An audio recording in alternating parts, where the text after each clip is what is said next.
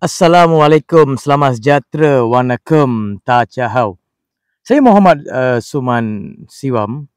Hari ini kembali dalam satu bantahan.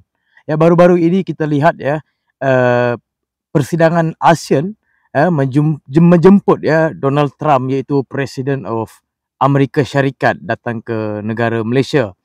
Dan saya sebagai rakyat Malaysia yang beragama Islam sangat-sangat membantah dengan apa yang dibuat oleh kerajaan Madani.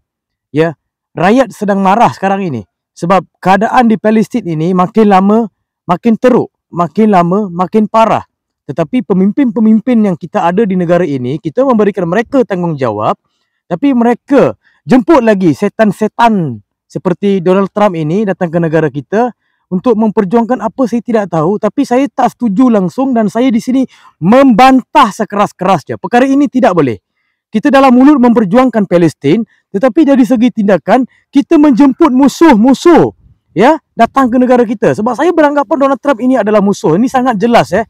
Dia sudah membuktikan pada dunia ini sangat jelas menyokong genosid pada rakyat Palestin sendiri ya.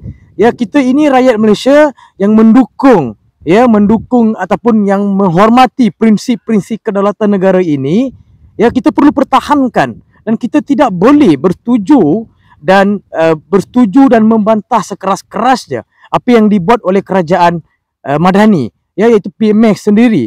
Dan saya mengesyorkan kepada pemimpin Madani, lebih baik kamu call, bercakap, berunding dalam telefon.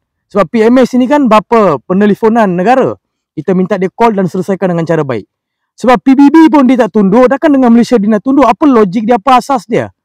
Kita tidak mahu perkara-perkara begini ya. Kita perlukan kekalkan prinsip-prinsip kedaulatan negara. Kita ini daripada awal lagi membantah negara Israel, iaitu negara Yahudi ini, yang Zionis ini, yang merupakan pembunuhan moden ya. Mereka menggunakan genosid ini atas dasar pelbagai dasar. Tapi sebagai seorang Muslim, saya yang berpegang teguh dengan iman, ya, dengan rukun iman, kita tidak boleh menyetujui apa yang berlaku ini. Dan kita perlu membantah sebagai seorang Muslim. Ini sangat jelas dalam Quran pun sebut. Ya, kita tidak boleh kita tidak boleh bersekongkol dengan musuh kita. Ya, dia membunuh saudara kita di sana. Tetapi kita menjemput dia sebagai raja datang ke negara kita atas pelbagai alasan.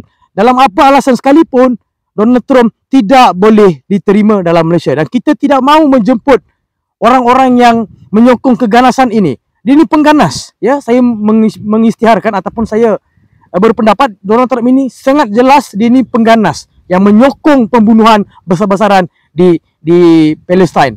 Jadi kerajaan Malaysia ambil iktibar, ya, ambil suara-suara rakyat, pandangan rakyat, pendapat rakyat ini sangat penting. Sebab bila mana kerajaan Madani tidak mengikuti suara-suara rakyat, ini adalah satu kegagalan dan perkara ini akan mengundangnya, ya, tumbangnya kerajaan akan datang. Ya, mereka tidak boleh berkuasa. Assalamualaikum, selamat sejahtera. Terima kasih.